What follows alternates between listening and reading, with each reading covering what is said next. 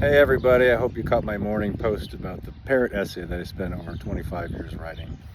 Well, this is another sacred spot for me. I spent the day in Chicago visiting some old friends, and it's late afternoon now, but I wanted to get one more post in because this is where I started writing The Prodigal. I went to Wheaton College way long ago, 1995. Holy cow, I haven't been back to the campus since just about then. It was nice to walk around the lawn today. All the memories.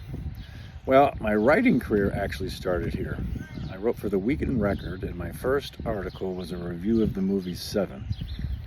A pretty dark film, but it introduced me to Dante's Inferno, which I've been reading and trying to remake for people to come back to it. It's such a powerful work.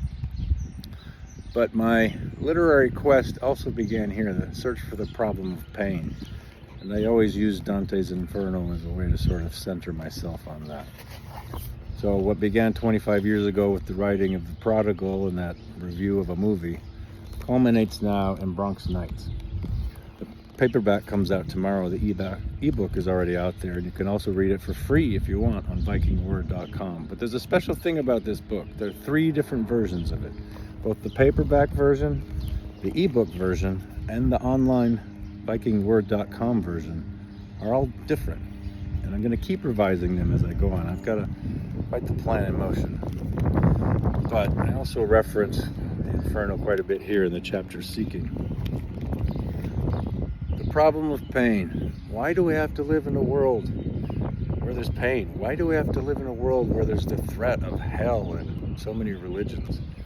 Why do we always have to threaten pain? Why do we have to experience it? What's the point of it all? Well, I spent 20 years writing it in this book. And I spent the last 5 years of my life experiencing it through long COVID and learning I had autism. I've lost just about everything to write this book and all 11 of my books. But I really considered it an important mission to understand why we have pain in this world. What's it all about? I think I got there. I think it really culminates in BRONX Nights.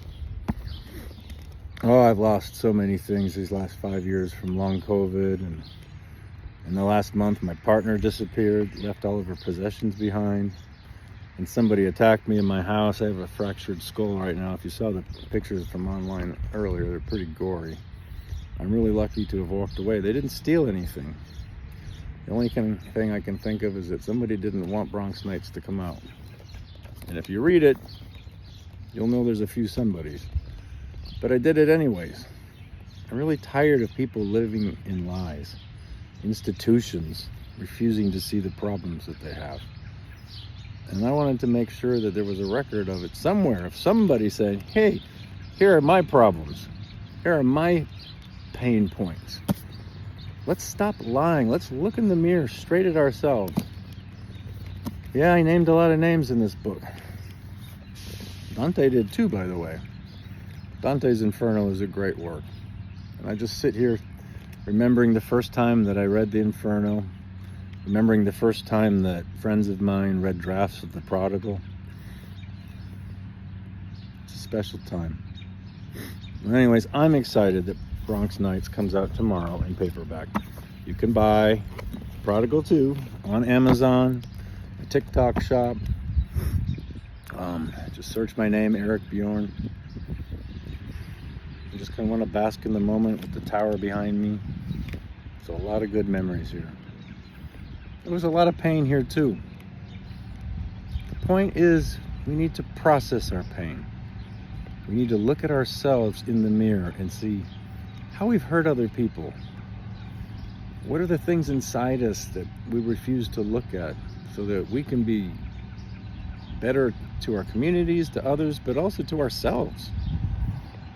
And don't get me wrong, I didn't avoid my own problems in BRONX Nights, and that's the point. I went out on the limb and was willing to share the problems in my life, to look in the mirror and examine it and go, yeah, people have hurt me really bad, but I've hurt people too.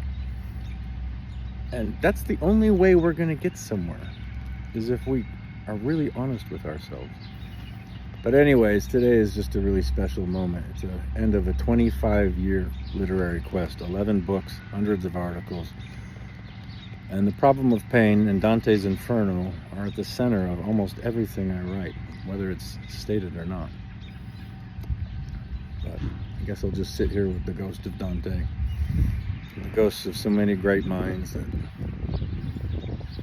have crossed this threshold. So many of my friends of mine. It's been a really, really hard couple of years and a hard life, but I get to share this moment with myself. And you. Thanks for listening. All right, time to continue the literary quest. I'm almost there.